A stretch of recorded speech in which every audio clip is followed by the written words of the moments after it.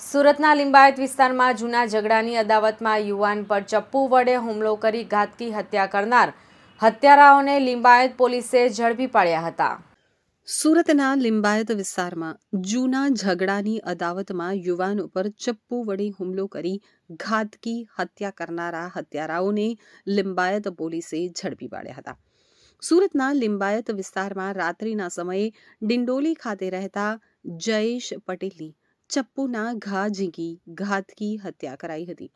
બનાવને લઈ લિંબાયત પોલીસે દોડી જઈ તપાસ હાથ ધરી હતી અને ગણતરીના કલાકોમાં જ હત્યામાં સંડોવાયેલા આરોપીઓ વિશાલ ગોરખવાગ, ઓમ ગિરાસે, યાદવ, નિકમ, યશ અને રાહુલમાંથી 5 આરોપીઓને ઝડપી પાડ્યા હતા। તો વિશાલના મિત્રની જયેશ પટેલે હત્યા કરી હોય તેની માતાને પણ માર માર્યો હોય, જેની અદાવતમાં હત્યા કરી હોવાનું પોલીસ સમક્ષ સામે આવ્યું છે। હાલ આરોપીઓને ઝડપી પાડી અને લિંબાયત પોલીસે વધુ તપાસ હાથ ધરી છે। સાંજે લિંબાયત પોલીસ સ્ટેશન વિસ્તારમાં એક જયેશ પટેલ કે જેઓ ડિંડોલી વિસ્તારમાં રહે છે, તેઓ પોતાના મિત્ર વિશાલ સાથે ત્યાં દુકાન ઉપર ચા પાણી કરવા માટે ઊભા હતા અને પાણીની બોટલ લઈ રહ્યા હતા।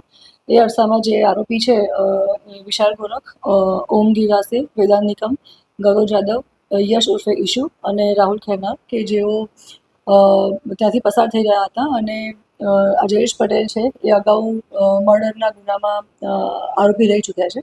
અત્યારે જામીન ઉપર છૂટેલા હતા અને તેને જોતા જે આ વિશાલ ગોરખ અને એના સાથીદાર મિત્રો છે એ લોકોએ અંદર સંવાદ કર્યો કે આ એ જ જયેશ છે કે જેણે આપણા મિત્રનું મર્ડર કરેલું હતું અને મારા મધરને પણ મારેલા હતા।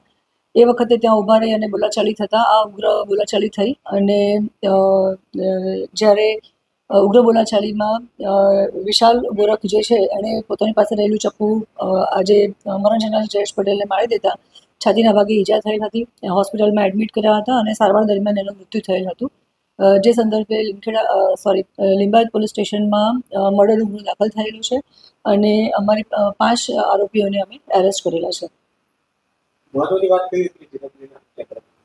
અગાઉ જે મરણ જનાર છે જયેશ પટેલ, એણે જે મર્ડર કરેલું હતું, આરોપી જે છે અત્યારે વિશાલ ગોરખ એના મિત્રનું મર્ડર કરેલું હતું અને વિશાલ ગોરખના માતાને પણ જે તે સમયે એણે મારામારી કરેલ હતી। એ વાતની અદાવત રાખી અને વિશાલ ગોરખ વાગે ચપ્પુથી મરણ જનાર ઉપર હુમલો કર્યો હતો અને સારવાર દરમિયાન એનું મૃત્યુ થયું હતું।